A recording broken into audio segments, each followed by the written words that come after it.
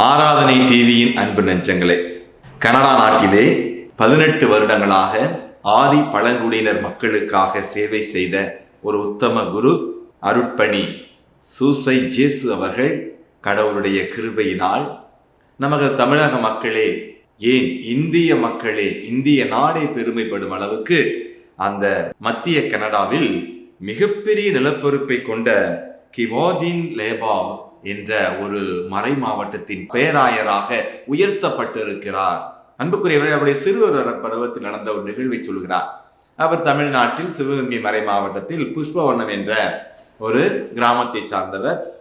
அன்புக்குரியவர்களே, சிறு வயதில் அவர் இருந்த பொழுதெல்லாம் மாதத்திற்கு ஒரு முறை தான் திருப்பலி நடக்குமா அந்த கிராமத்துல.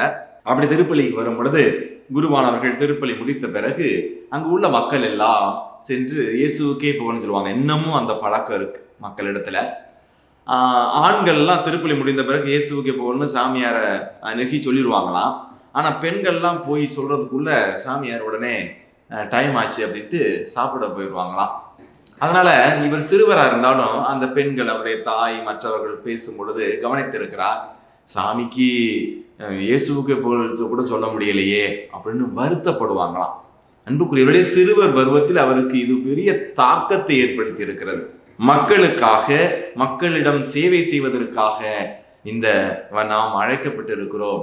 எனவே தான் ஒரு குருவானவராக ஆனால் மக்களுக்கு நிறைய நேரத்தை செலவிட்டு, நிறைய நேரத்தை கொடுத்து அவர்களோடு உரையாட வேண்டும், அவருடைய கஷ்டங்களை தீர்க்க வேண்டும் என்று சொல்லி ஒரு மிகப்பெரிய தாக்கத்தை சிறு வயதிலேயே கொண்டிருந்ததால் தான் குருவாகி OMI என்ற துறவற சபையில் சேர்ந்து, அன்புக்குரியவர்களே, இன்று கனடாவில் தமிழர்கள் அனைவரும் பெருமைப்படும் அளவுக்கு, கத்தோலிக்க கிறிஸ்தவர்கள் அனைவரும் பெருமைப்படும் அளவுக்கு ஒரு பேராயராக நம்முடைய பேராயர் சூசை இயேசு அவர்கள் உயர்த்தப்பட்டிருக்கிறார்கள். அவருக்காக ஜெபிப்போம். அவரை இந்த அளவுக்கு உயர்த்திய ஆண்டவரை மகிமைப்படுத்துவோம். இயேசுவுக்கே புகழ், இயேசுவுக்கே நன்றி. மரியே வாழ்க.